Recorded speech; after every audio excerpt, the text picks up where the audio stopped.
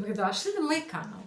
Ja sam Marija Bandin, medicinska sestra koja je smršala 35 kg i promenila ceo svoj život. Čekaš ponedeljak, čekaš sledeći mesec, čekaš da se osetiš spremno, ali istina je, ako nemaš dovoljno snage i volje, moram da ti kažem nešto važno. Niste slabi, samo ste hormonski zaglavljeni. Ne postoji savršeni trenutak da započnete dijetu. Ne postoji savršeni trenutak da započnete promenu. Postoji samo trenutak kada to zaista odlučiš. A većina dijeta ne propadne zbog hrane. Propadne zbog odlaganja. Onog trenutka kad odlučite da je gotovo sa starom verzijom sebe. Sve se menja i postaje drugačije. Godinama su nas učili da je mršavljenje stvar karaktera. Jedi manje, kreći se više, budi dosledna i smršat ćeš. Ali zapitajte se, ako je to istina, kako je moguće da ima toliko pametnih i jakih ljudi koji ne uspevaju? Zapravo, problem skoro nikad nije u snazi volje. Problem je u insulinu. Svaki put kad jedeš bilo šta, a pogotovo kad jedeš šećere i ugljene hidrate, insulin skače, u stvari prvo šećer skače, pa insulin skače i mi smo vrlo brzo nakon pojedenog obroka gladni. Svaki put kada grickaš između obroka, a to povlači da grickaš između obroka, jedeš 5-6 puta dnevno, naše telo konstantno vari, naš šećer u krvi skače, pada, insulin skače, pada. Kada je šećer visok, insulin ga stabilizuje. Ali ako je insulin stalno visok, tvoje telo nema pristup mastima. Možeš želeti, možeš pokušavati, možeš se moliti, razmišljati pozitivno, govoriti da je sve u glavi, u odluci. Naš stomak će da zavija od gladi. Čak ne možemo ni da se zadovoljimo sa porcijom salate, jer osjećamo bes i prazninu.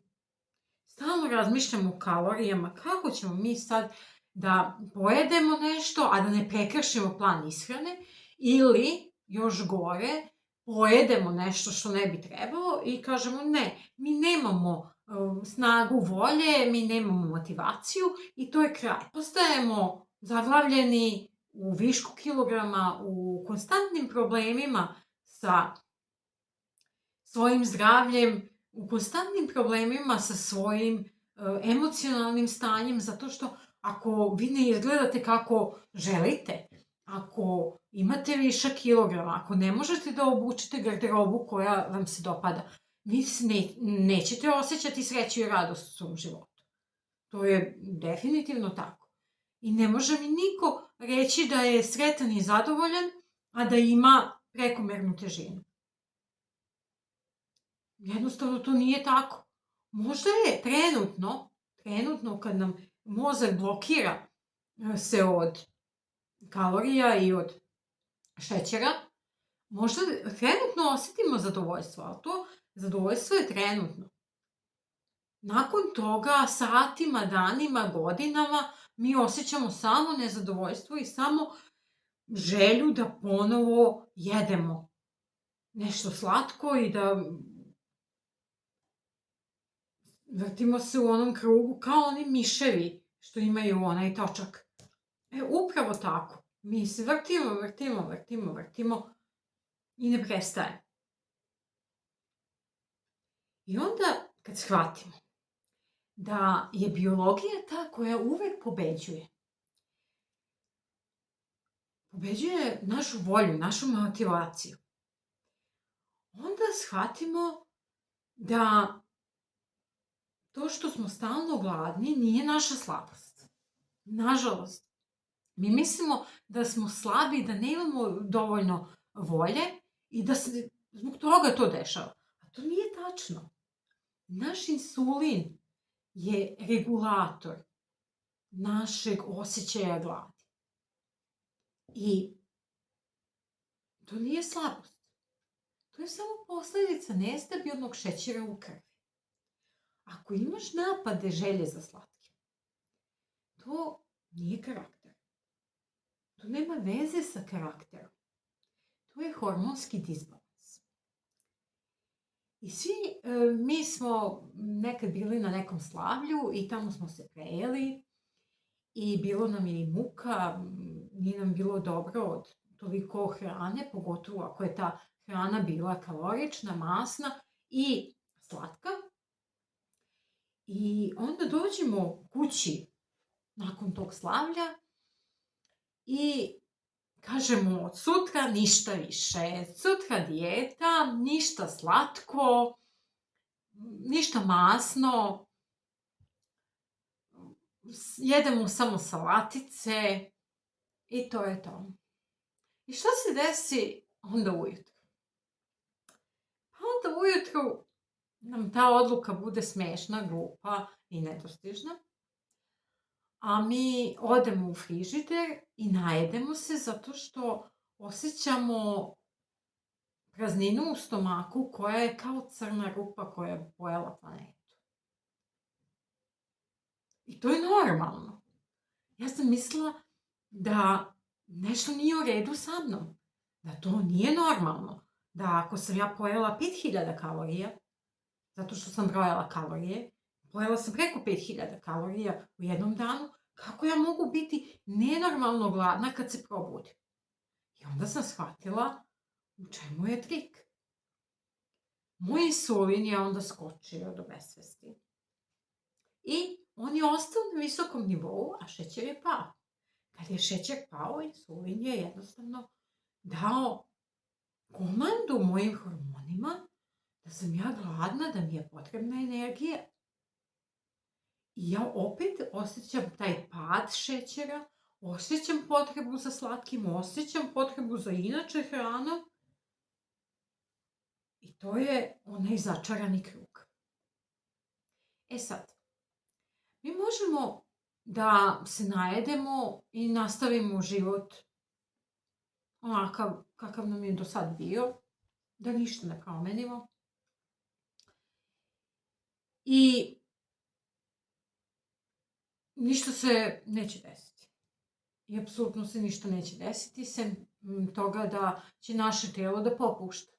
Mi ćemo biti hronično nezadovoljni, na telu će nam se nakupljati masti, organi će nam patiti, to je kraj naše moćne odluke od sutra više ništa. E sad,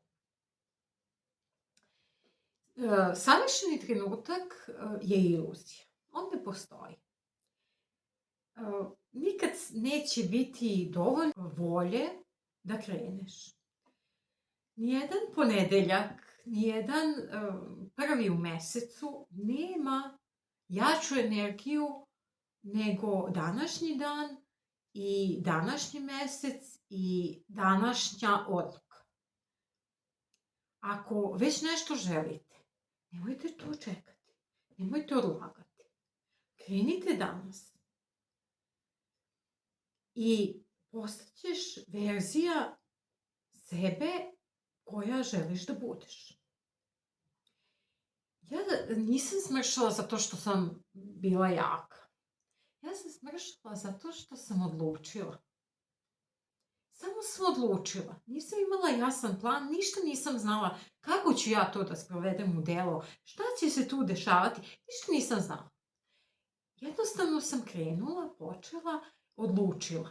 Jednog dana sam odlučila, sledećeg dana sam krenula da istražujem.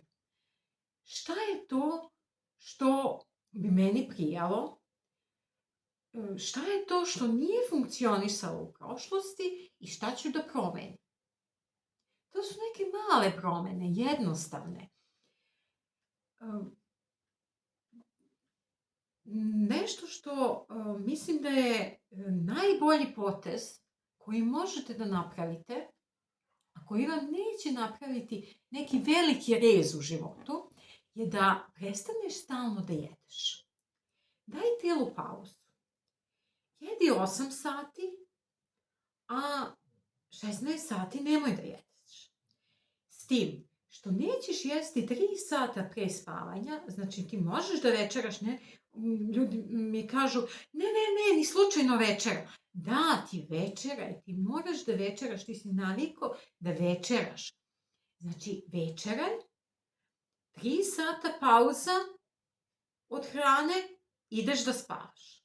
Spavaš 8 sati, napravi još 3 sata pauzu i to je famoznih koliko sati? 3 i 3 su 6 i 8, 14. Pa dobro, možemo da krenemo sa 14. Zašto da ne? 14 sati pauze i onda nastavimo da jedemo 10 sati. Za početak je to sasvim dovoljno. I onda treba gledati šta jedemo. Nije sve što piše da je fit i zdravo, nije sve uvek zdravo. Ako naiđete na namirnice na kojima piše da su zdrave, da su fit, da su wellness, pogledajte sadržaj. Ako ima više od 5 sastojaka, a više od pola ne znate da izgovorite, vratite na policu. Najbolja je hrana bez etiketa, bez pakovanja, znači meso, jaja, voće, povrće. To vam je najbolja hrana. Ali nemojte za početak da bežite od sve hrane koja može da vam se ponudi, nego vidite šta bi vama prijalo, šta volite da jedete, a što je celovita hrana. Znači, nemojte da jedete nešto što ne volite. Za početak, kad krenete da jedete brokoli, zato što ste na dijeti, a inače u životu ne bi uzeli brokoli, nemojte ga jesti. Nemojte jesti tako neke stvari koje ne volite da jedete. Početak mora da bude jednostavan i lagan. To je cilj održive dijete, održivog napretka. Ne možete do sad jedete picu, pastu, grickalice, čips svako veče i sad odjednom ujutru ne jedete ništa, u podne ne znate šta ćete, trčite da kupite neki ručak sebi, uzmete neki sendvič koji ima unutra, Boga pitaj šta, to pojedete, onda dođete kući da pojedete taj neki zdraviji obrok, uzmete taj brokoli koji mrzite, grilujete ga, jedete, on jede vas i već sutra izgubite svaku motivaciju, ne znate više šta ćete od sebe, mislite da je ovo još jedna propast i tu je kraj. Ne, jednostavno jedite ono što inače jedete. Pa do sad ste to jeli, pa niste umrli. To je sve jestiva hrana. Sve što ima u prodavnici da se kupi je jestiva hrana. Ako možete, izbacite procesuiranu hranu. Ali za početak, ako vi jedete samo procesuiranu hranu, pa jedite i dalje. Ništa vam se neće desiti. Ništa strašno, ali samo dajte malo tom organizmu tog odmora. Jednostavno napravite tih 12, 14, 16 sati, koliko možete. Koliko možete, napravite pauzu i krenite tako. Osjetit ćete razliku, vaše tijelo će biti odmornije, bolje ćete spavati. Krenut će da se dešavaju procesi ka normalizaciji vašeg života i vaše linije, vašeg tijela. Ako gledaš ovaj video, možda je već tvoj trenutak. Ne bi došli ovde slučajno, ne bi slušali mene šta ja pričam. A pričam zato što znam, zato što sam prošla desetine, da ne kažem možda i stotine, raznih dijeta, raznih protokola ishrane i pre samo godinu dana sam mislila da nešto nije u redu sa mnom, a onda sam shvatila da to nije istina, da to nema veze sa godinama, da to ima samo veze sa hormonima koji su izuzetno važni. Da, izuzetno su važni i koji mogu da se normalizuju. Možda je ovo pravo vreme za tebe. I nemoj da čekaš sledeći ponedeljak ili sledeći mesec. Ne treba ti više motivacije. Ne treba ti metabolička stabilnost. Ne treba ti jača volja. Treba ti niži insulin. I kad popraviš hormone, težina počinje da pada bez drame. I to je čarobno. To je zaista čarobno. Možda je problem samo što ste do sada pokušavali na pogrešan način. Vreme je ne da se mučiš, nego da razumeš. Ne čekati savršeni trenutak i početi. Da postanemo osoba koja se promenila. Jer ovo nije još jedan kanal o mršavljenju. Ovo je kanal o buđenju unutrašnjeg sjaja. Ako vam se dopao ovaj video, lajkujte i zapratite kanal kako ne bi propustili nijedan novi video sa informacijama koje vam mogu promeniti život. Ako znate nekog kome bi ovo značilo da čuje, podelite da bi što više ljudi bilo upoznato sa metodama koje ne trebaju da predstavljaju mučenje, a mogu dovesti do fantastičnih rezultata. Napišite u komentaru, ako ste već na nekom procesu mršavljenja, koje su vaše dileme, šta bi vam značilo da obradim u nekom sledećem videu.